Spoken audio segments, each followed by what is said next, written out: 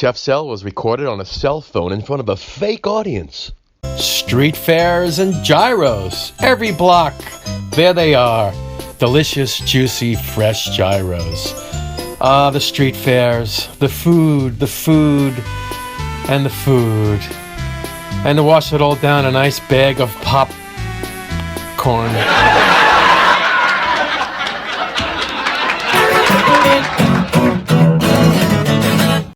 Hey guys, Chef Sal here.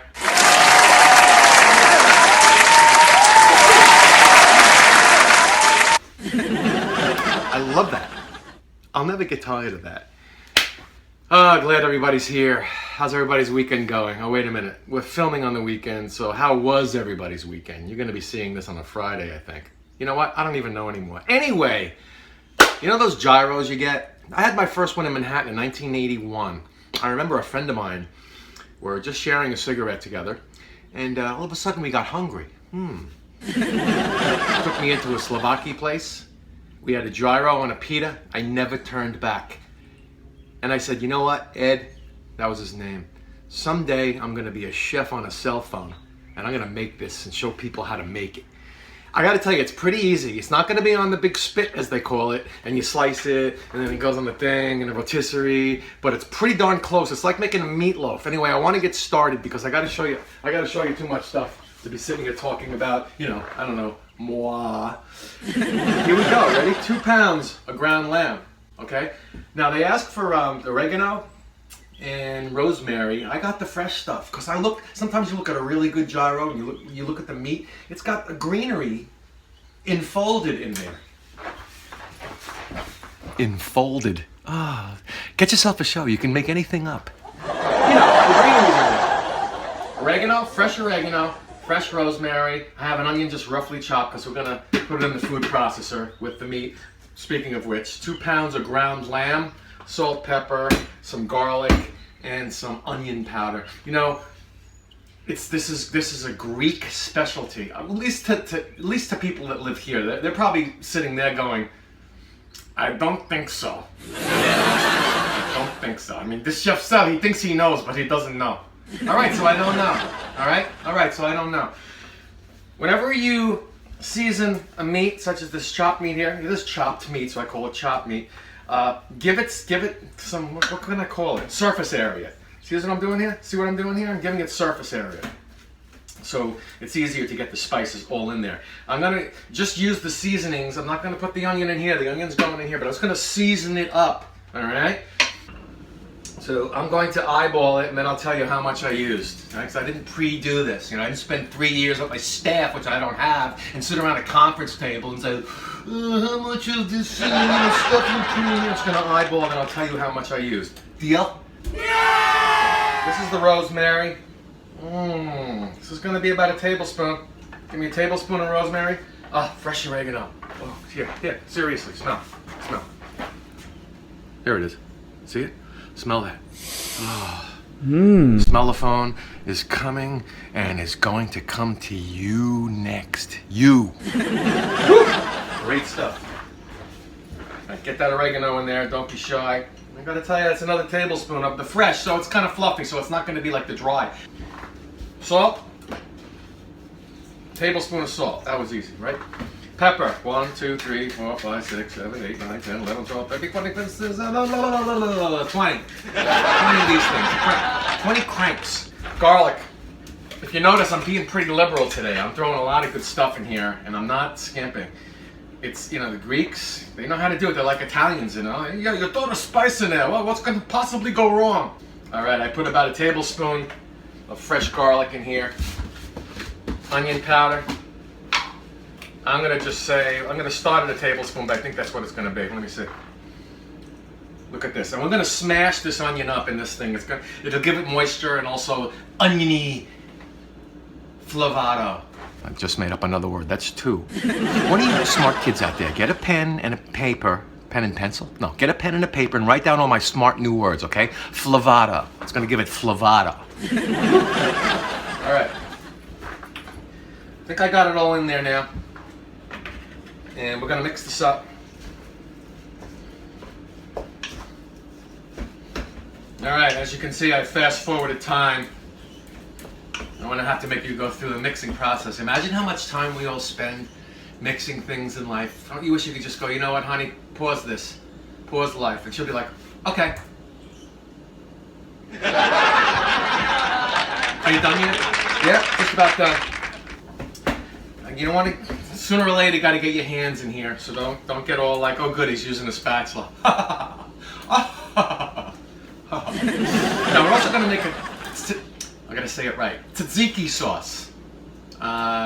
Anybody that really knows Greek, write in the comments, right down there, tell me if I'm right or wrong. I probably said it wrong. Tzaziki sauce. So we're going to put it over a salad and I have some olives going on. It's going to be great. It's going to be great. So anyway, meat-wise, whatever that means, meat-wise, we're just about done with the mixing here. If you notice, I did not put any eggs in here. It will stay together. We're going to make a meatloaf kind of thing out of it. So that's where we stand at this point. All right, so I'm going to do, listen to me very carefully. Listen to me very carefully. I'm going to do all the onions first in the food processor.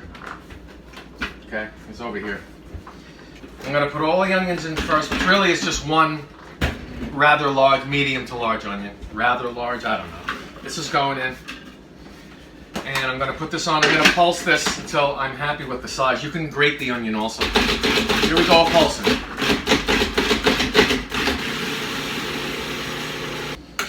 Scrape the sides. This onion's going to throw off a little moisture, but you know, God forbid, right? You get a moist meat. Boy, moisture is that elusive meat quality. Alright, pulse it, let it go. Pulse it, let it go. I want it to look like mush. Alright. That's very good. That's very good. I'm going to take half of this seasoned meat mixture. I just don't want to clog up the works. That's all. I'll see how half works.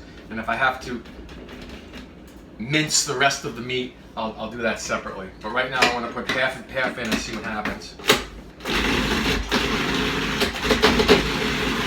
You want to get the meat to like a paste, okay? And you need to push it down in this pan, in this meatloaf pan that I have. Okay, that's not too bad. I think I'm going to put a little more meat in here. Just a little bit more. And you can tell, just don't overload your machine, that's all. Right? That's all.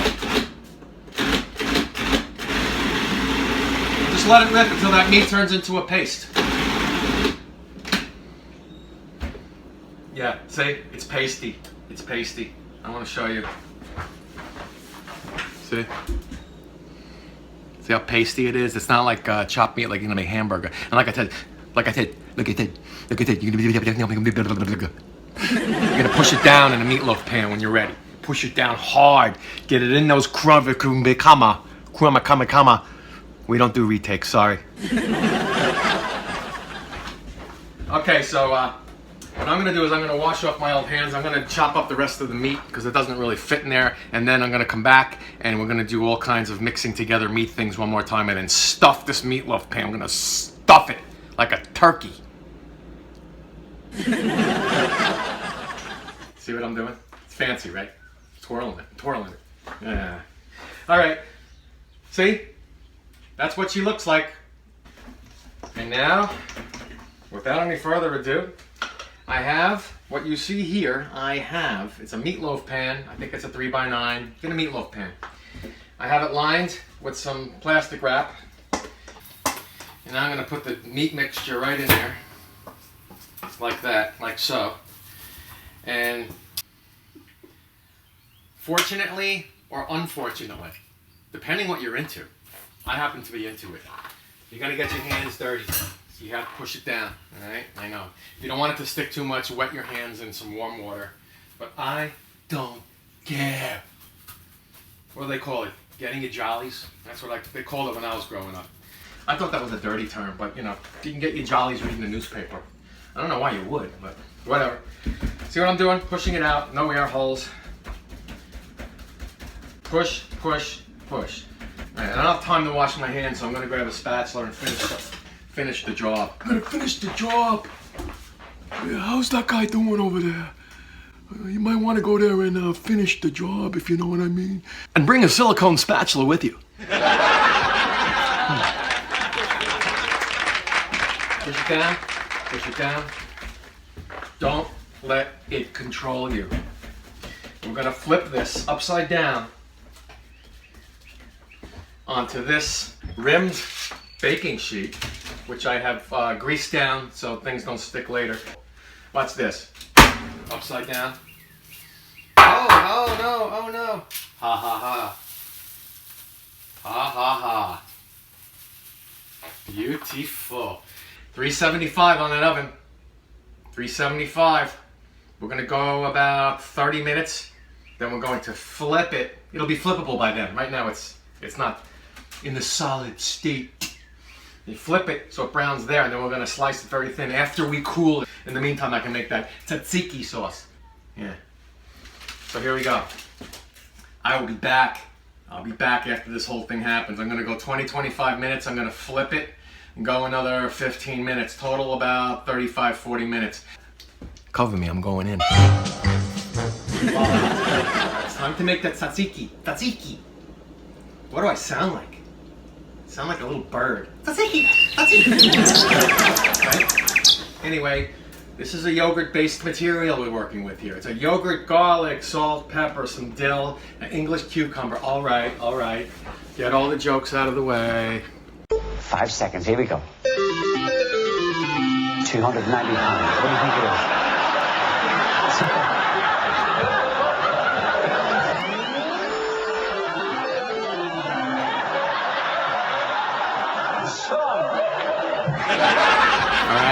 All right. Such babies. All right, English cucumber. It's really long. You want to seed it. You want to use the whole thing. All right. But we will seed it though. Okay. I'm going to show you how to seed. It's very easy. I'm going to do it over the sink, but I'm going to show you in front of the camera. Hey, watch how hard this is. You ready? Take your spoon go from the top and just dig into the bottom until all the seeds are gone. All right. Now it wasn't so hard, was it? Use your grating setting on your grater. Get one of these things. They're old-fashioned, but they work. I know you have a nice cutting board or whatever underneath. Take this. It's easier to work in smaller pieces, so I'm going to cut this into thirds. And we're just going to grate. Yes, I know the skin's on. Thank you, lady in Oklahoma. It's okay. It's okay. We're grating it. You know, wouldn't kill any of us to get a little bit more fiber, if you know what I mean. All right. The grating has happened. Back of the knife, couple of taps, not the front of the knife. That's how you ruin a knife, and you got to explain to your mommy and daddy when they get home. I think I ruined the knife. What do you mean you ruined the knife? You're 4. I know, but I didn't use the back of the knife after I grated the English cucumber. What are you doing? You should be eating Fruit Loops. Okay. We're going to drain this out. As you can see, it doesn't really leave a lot because cucumbers, another proof, just like UFOs, that cucumbers are mostly water. So are UFOs. Alright? Well, that's done in there. But you really, this is like concentrated cucumber now, okay? So we put it in a wire mesh strainer here, bang it around a little bit. Looks a little bit like, what do you call that stuff? What do you call that stuff? Relish? Yeah, chef doesn't know what relish is called. It looks like relish a little bit. So I'm gonna just bang this around, bang it around. All right, the next biggest ingredient. I'm using this this coconut yogurt. They say to use Greek yogurt. Surprise, surprise. But the missus is on a special diet, so we're gonna use this coconut yogurt. A little bit sweeter, about a cup. So that's gonna go in with this cucumber. Okay, it's about a cup and a quarter. They want minced garlic, we'll give them minced garlic. Yeah, that's about a tablespoon, right? Sure, why not? Put that in there. A little bit of salt. Because I have sweet yogurt, I'm going to put a little bit more than usual. I'm going to put 2 teaspoons. You should start out with a teaspoon, see what happens. Some pepper. I don't know. Another one of those 20 things. 20 twists. I'm getting ahead of myself. Now that meatloaf is still, going. Or the gyro meat. The gyro meat. That's still going. Well, let me get a thing here. Now I have a thing. And this is fresh up. Man, you could smell this stuff a mile away. It's good on, as you know, you probably know, it's good on fish too, this dill. But in a creamy, yogurty Greek delight, you can't beat it. You can't beat it with a stick, you know, as they say. All right, so there's that. I'm gonna try to get it off the stems. You don't have to. I'm just trying to be a little meticulous today. That's okay. And trying to bunch it together if you can and just give it some chops. It's all going in the same place. Right in that bowl. Seriously. The aroma coming off of this dill smells like, man, fresh dill. Alright? It's about as small or as fine as I want it. Sticking to the knife because it's fresh, a little moist. It's going in here. Ooh, man, is it going in here. Alright, now we want some lemon zest. We're gonna zest a lemon. Yeah, go over here. You bother me, kid. You got your use, now get out of here. What do we want? Give me a half a teaspoon. Get one of these zesters here.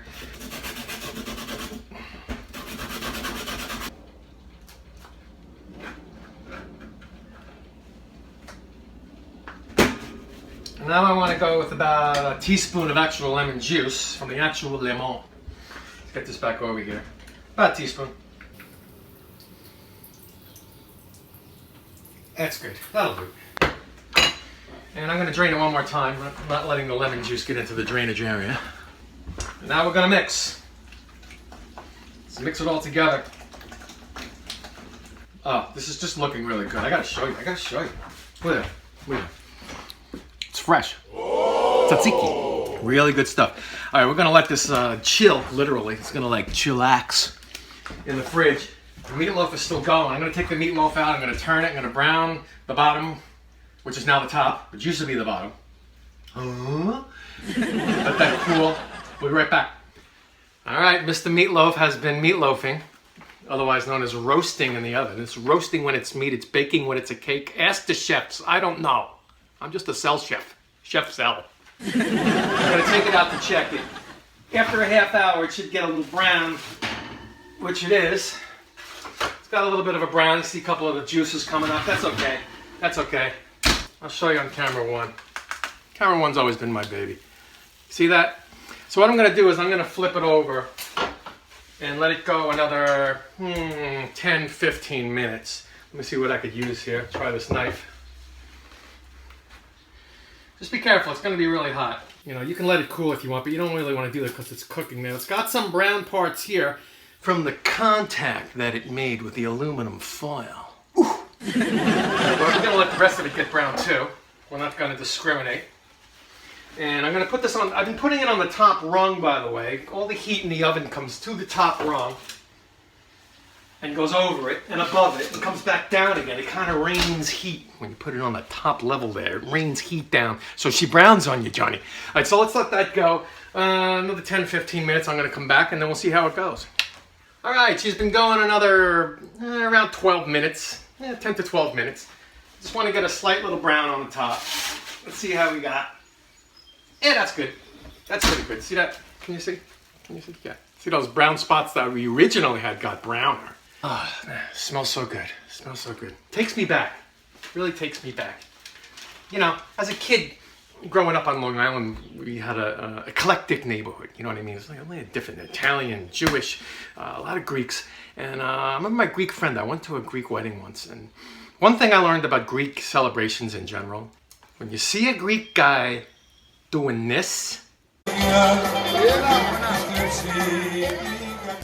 next thing you will see is this.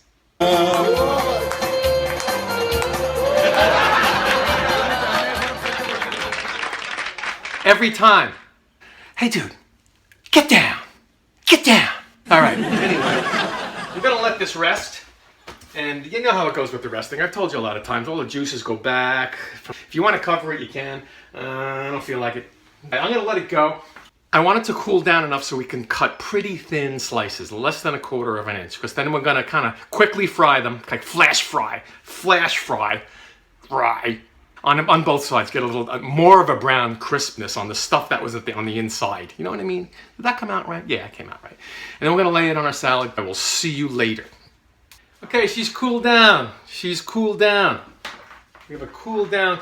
You know, you can't call it meatloaf, okay? It's now technically against the law. All right, you saw what we did. It's not a meatloaf. Until you cut it. But then when you cut it, it becomes a gyro, or whatever they call it. I'm gonna get rid of the end just for TV purposes. And now I'm gonna cut them, I don't know. A skimpy 1/4 of an inch, how's that? Okay, that's fair enough, isn't it? So, you know, I pushed this down. Remember I pushed it down. I still have a couple of holes in here. It's just the way the cookie crumbles sometimes. What I'm going to do is I'm going to cut a couple of these, and then we're going to quick fry them. Quick fry them in a hot pan with a little bit of avocado oil, which is what I have. You know, I do have to taste it, right? I mean, I got to taste it.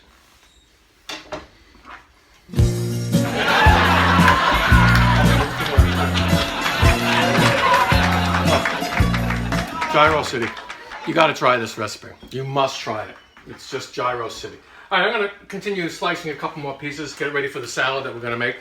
You can put it in a pita, but remember we did that whole cucumber salad yogurt thing. All right, so let's give it a shot. I'll be right back. We'll have a nice hot pan ready and waiting. You know, dear, you don't have a hot pan waiting for me anymore. Aww. And now we're going to fry these babies up. Very simple. Quick fry. Quick fry. I have a pan on about medium-high heat. I've already sliced up about 4 or 5 slices, depending on how hungry you are. This is going to be for one salad for, I don't know, me! My wife's out gallivanting. She'll smell this though and come running home like a little kid playing on his tricycle in the 60s.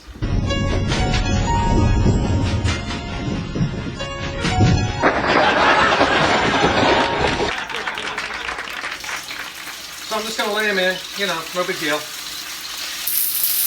Don't use your fingers, please. I am professional.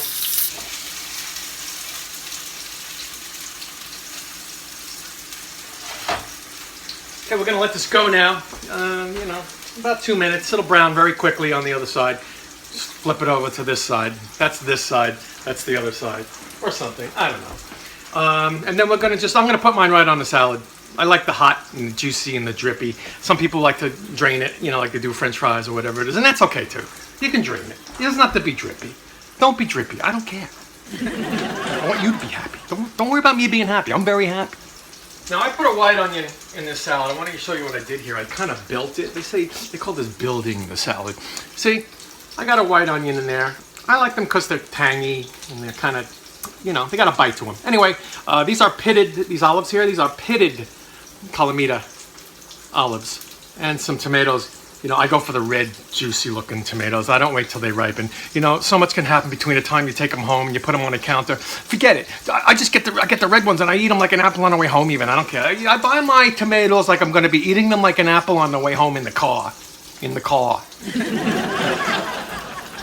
Right, these are ready to flip already because I can just tell. But for all you people, you know, that aren't trained like I am, you know, trained. Not 2 minutes. Let's flip them over. Oh, look at that. Look at that. Caramelization. Caramelization. Wow, look at that. I love it. I'm loving it. I'm loving it. We're going to let that go another 1 or 2 minutes. I'm going to, like I said, I'm going to place mine right on the salad because that's just what I want to do. And then we made this Tzaziki sauce. Right here. Right here. Right here. I'm going to put that, kind of drizzle that over the top, and I got myself some lunch. You can, how I want you to do this is keep the loaf intact. See the loaf? Here, here's the loaf. Keep the loaf intact. Keep it in the fridge. The colder it gets, the easier it is. The thinner you could slice it. Keep it in the fridge. Let it get cold. Slice it paper thin if you want, if you like it really thin. I say a skimpy 1/4 of an inch, because then it has some, you know, some body, you know. Oh, this is good, you know. Very few people eat thin food and sound like that. Okay, these are ready to go, so I like this really, really brown side, so I'm gonna put a brown side up. And I'm gonna kind of make a pretty little design because that's just what I do. And there you have it. Gyros at home. Like it, love it, eat it, bathe in it, do whatever you want, because this is serious stuff. Everything made from scratch. You can make gyros at home. So that guy next to you eating his bologna, you whip out your gyro. You say, hey, my friend told me how to make this. Please like, please subscribe, please comment, please share, because I'm telling you, you're not going to get stuff like this anywhere. Unless you go, you know, street fairs. But then again, you know, you got to be careful over there. Chef Sel saying goodbye, good luck, and we love